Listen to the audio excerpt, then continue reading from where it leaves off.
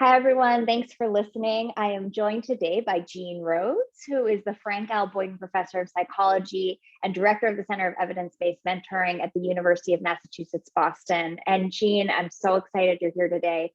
Jean is a true leader in the field of mentoring research, and I devour everything she writes and publishes. And I'm excited for school leaders, especially those school leaders thinking about the role that relationships are inevitably going to need to play in recovery, to learn from what Jean's been doing for years now, and in particular, what she's written about in her most recent book called Older and Wiser: New Ideas for Youth Mentoring in the 21st Century. So Jean, thanks for joining. Thank you for having me. I'd love to start out with the book, and then we'll go into some of the sort of education specific takeaways that I think school leaders might consider based on your research. But for those who haven't had a chance to pick up Older and Wiser, it's really a tour de force of the last 3 decades of mentoring research and kind of what you've gleaned from that and what we should do moving forward on the basis of that. So what's the bottom line? What have you learned about effective or frankly ineffective approaches to youth mentorship, which is a big concept, I know, but give us the bottom line.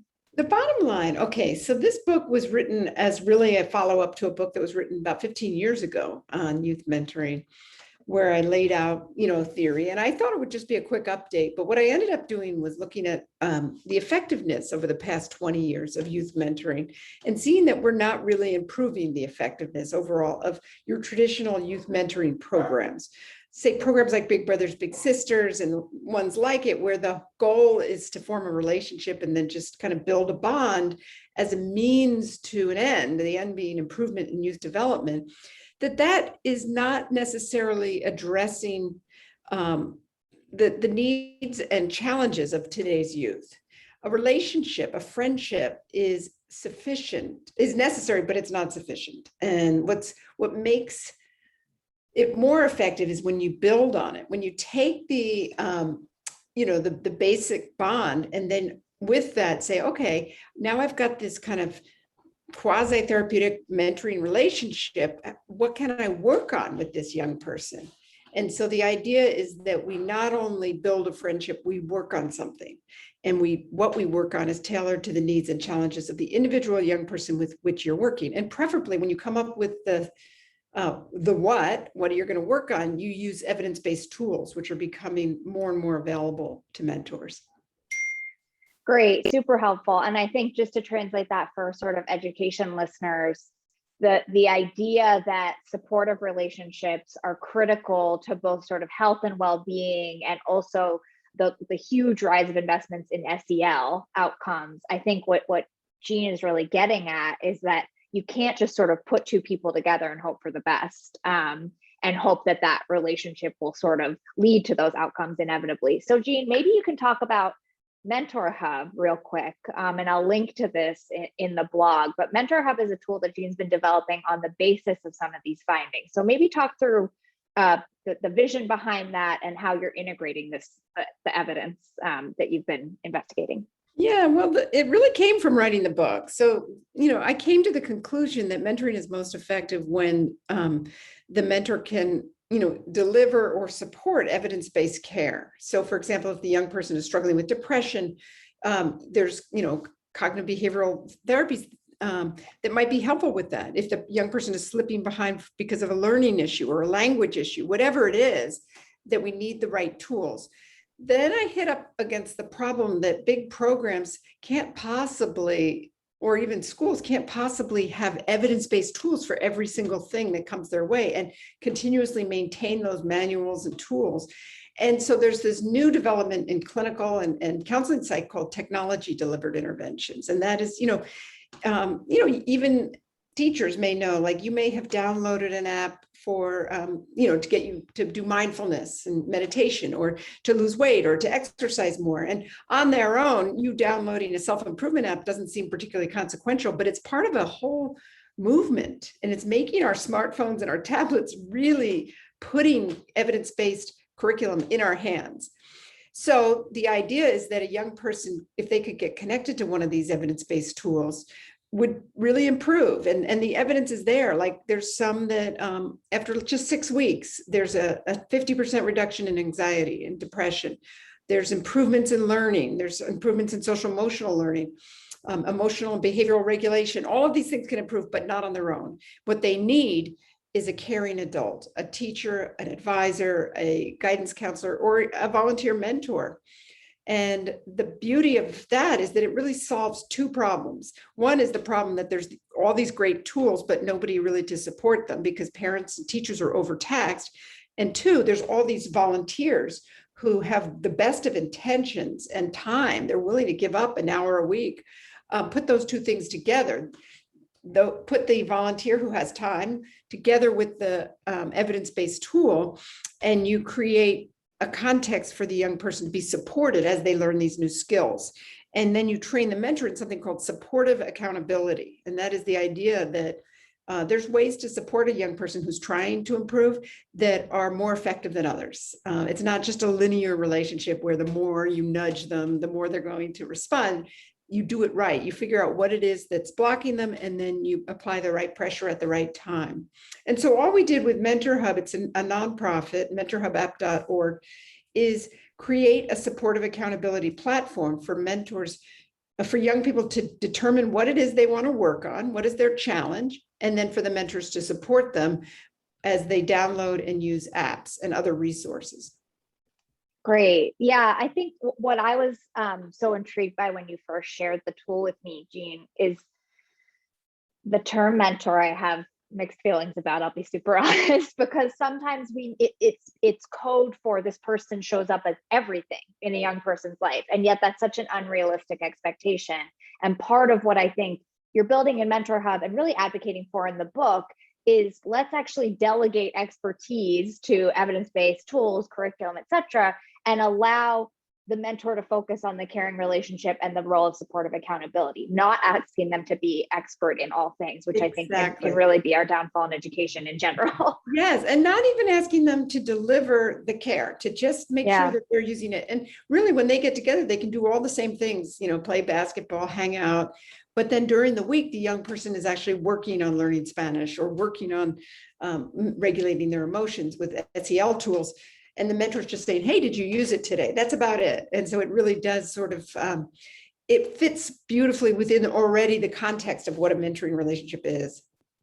Yeah, and I think I'll push one step further even. One of the things I find myself talking a lot about as we look at sort of social capital more broadly and measures of relationship quality and what resources young people can gain through different relationships, there's a little bit of, I think, an allergic reaction in the space to say if a relationship is somehow narrower or more narrowly defined, it is therefore lower quality. And I think that's actually such a detriment to the way in which, like you're saying, an hour a week can be transformational if you create this context, if you pair it with the right tools. That's right. And I would say, I would take it a step further, Julia. I would say that if what you want for a young person is a supportive relationship, and they don't necessarily need to work on anything, that we can all buy the idea that a caring relationship can be transformative on its own. If that's what you want, a one-on-one mentoring relationship is not necessarily the most effective or efficient tool to deliver that, right? Effective in the sense we're not getting good results because it can be somewhat perfunctory. You see this person maybe once or twice a month and it's short and they're not connected to the rest of your life. And it's not the most efficient because training one person to do one-on-one care is a heavy lift. I think a more effective and efficient way to get caring adults into people's lives is to increase the ratio of caring adults at schools. So increase the number of teachers that are available per student, the number of after-school staff, of guidance counselors, of nurses, of the support people that are in their daily life. Because what we're finding is that the young people who are referred to mentoring programs are in after-school programs, they're in positive youth development programs, and they're actually getting pulled from those programs to go off in this one-on-one relationship with somebody that's not connected to the rest of their life.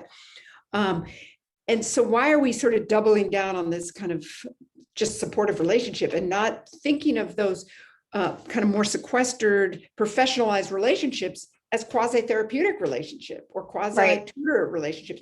Professionalize those because they're set up that way. They're kind of disconnected from the day-to-day life, which is a good thing if it's therapy. It's a good thing if it's tutoring. You're not just hanging out. And so what I would like to see is a professional workforce that's built on this volunteer paraprofessional workforce. It's built on this volunteer intentions that exist out there in the form of parents and peers, in volunteer mentors. There's lots of people who can play that role, and that frees up schools to invest in just putting more caring adults into the everyday lives of kids. Absolutely. I mean, and I think as schools think about how to prioritize spending relief and recovery dollars, that ought to be a core operating principle, whether it is come fall, we'll sort of see.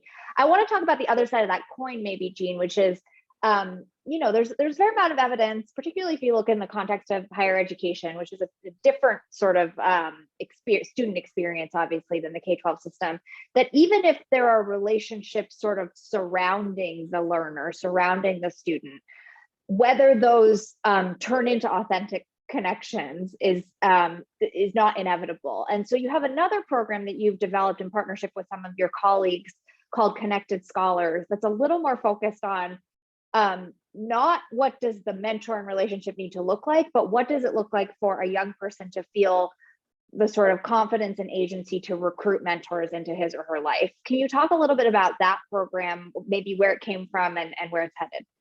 Yes, of course. It's actually called Connected Futures. And, sorry. Oh, no, that's fine. It started out Connected Scholars.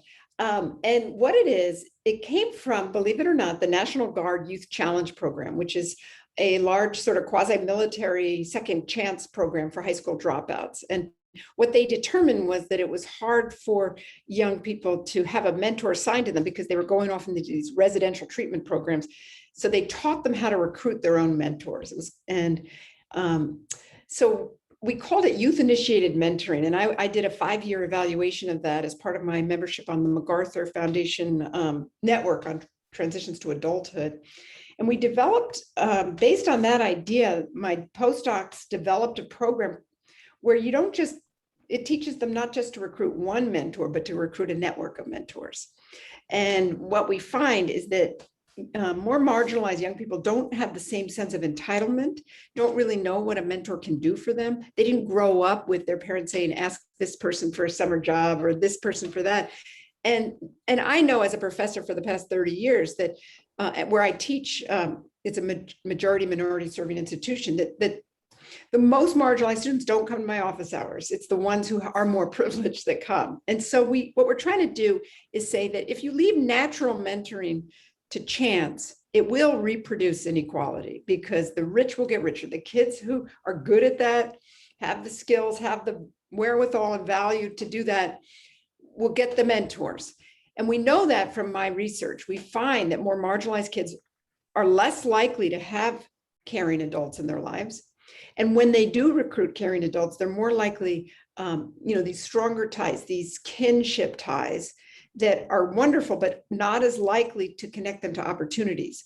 The less marginalized kids are more likely to find teachers and guidance counselors and coaches and, you name it, to be their mentors. So what we try to do is we try to break it down, and we've been doing this for years, more than a decade. And we've broken it down to like, how can social capital and how can caring adults help you? How do you recruit them? How do you send an email? How do you handle rejection? How do you go back at them? How do you make an ask? How do you show gratitude? And we've broken it down now to 4 classes. And in these 4 classes, which we have done a experimental evaluation of, thanks to the William T. Grant Foundation, we find that if young people learn how to value and then recruit and maintain caring adult connections, a year later, the ones who were randomly assigned to learn this had a higher grade point average, were more likely to be recruiting adults, were less avoidant of seeking help, all sorts of great things. We published that in the American Journal of Community Psychology. And based on that, my university had a freshman seminar where students now can sign up, and it's like any other credit-bearing course, they can learn how to recruit a social network. And so it's really a skill, and it's really valuable because it will lead to a broader impact. And I think, we did it with college students, but we've also done it with high school students. I think it's a skill that can be learned. And I even think within the context of a formal mentoring program, that relationship inevitably will end. So the last part of that can be the mentor saying, okay, now Yeah. Who else in your network, now that you've learned how helpful it can be to have somebody, caring for you, who else could you recruit? Let's role play that, and let's make that work. Yeah. Yeah, it's so powerful. I mean, just to riff on that for a second, I think your comments on sort of what network inequality looks like right now and the consequences of that. We've written a lot about this idea that even though young people, for example, from low income and higher income families may report similar size kinship networks, the resources within those networks look vastly different, right? And so what that can translate to in terms of opportunity is really, I think, the challenge to be solved.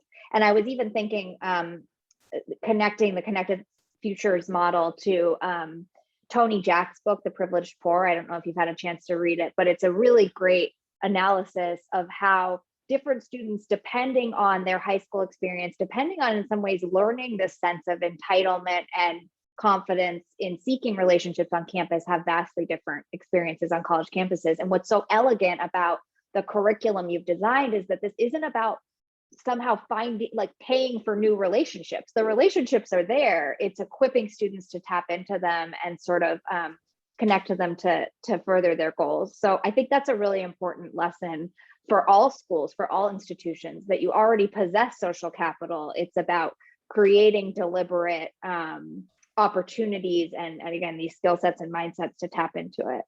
I would just add, though, that they are unequally distributed.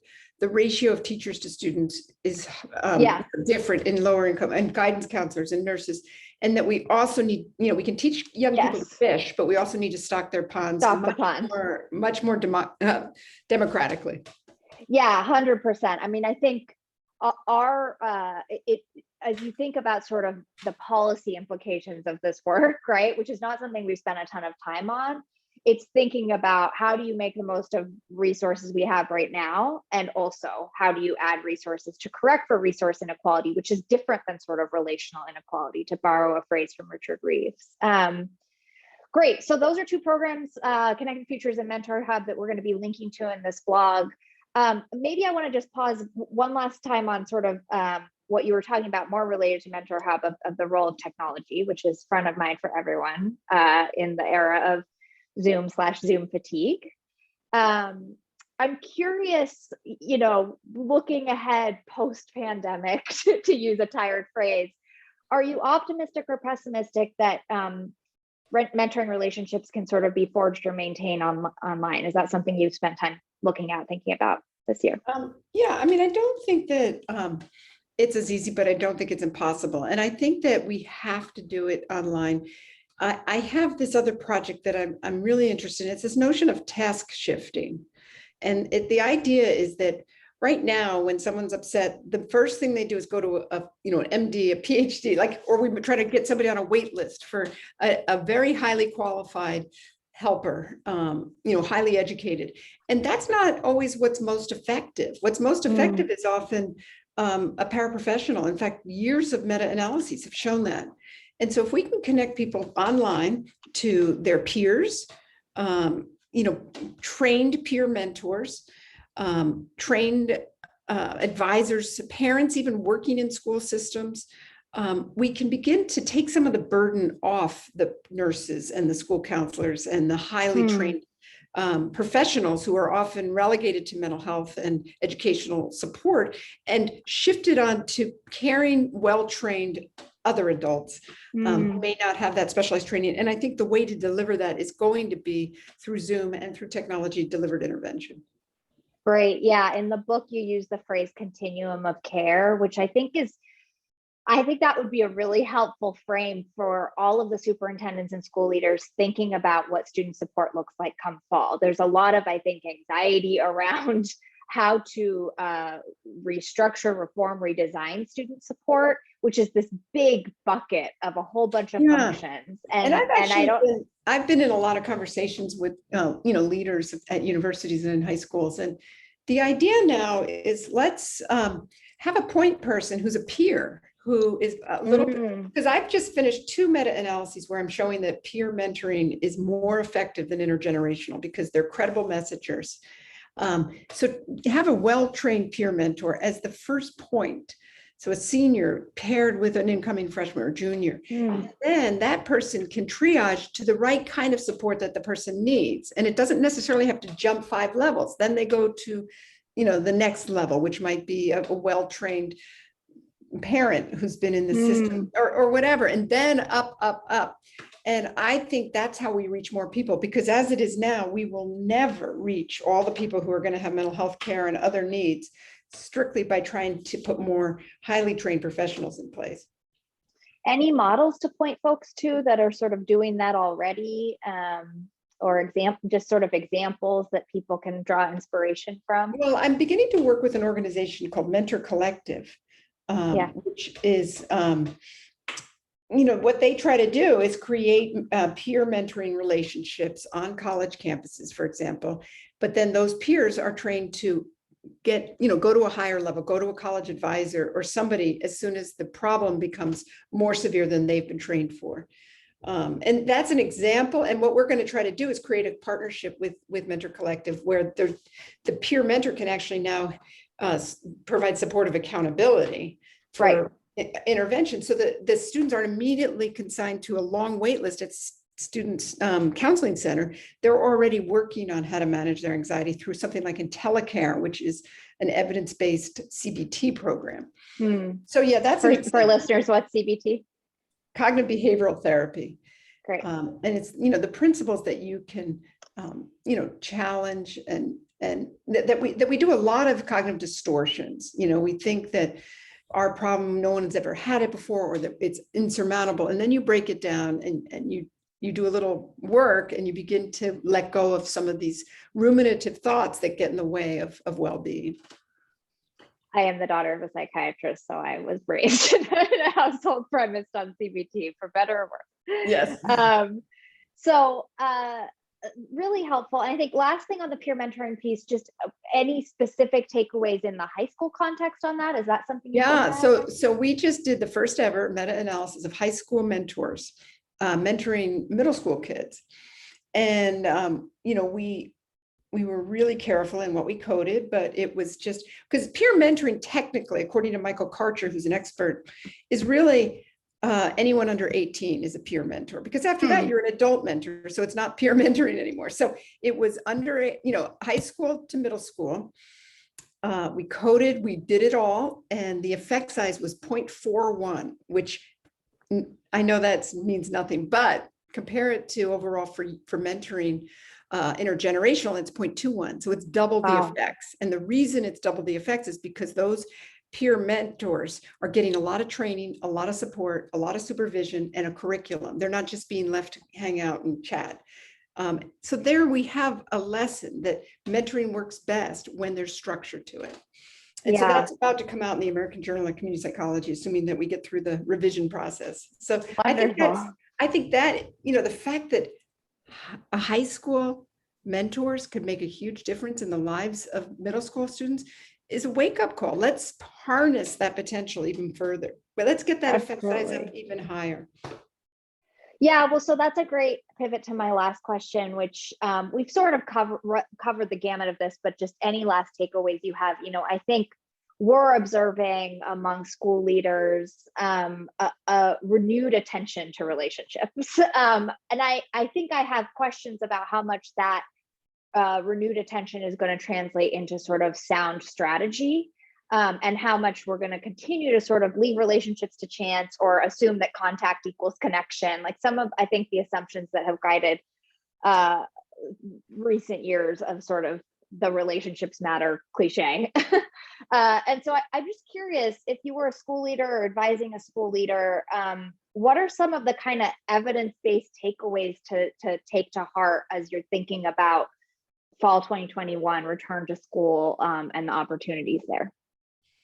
Well, I would, first of all, approach it from both sides. I would teach the students how to recruit the help that they need. And, you might say, well, their networks are so bereft of, high social capital people that it's not worth it. They're surrounded by teachers, coaches, after school staff. Teach them how to build and maintain those relationships and how to show gratitude and be reciprocal in whatever way they can. So there's that end. We need to kind of work at both ends. And the other is to stock the pond a lot more.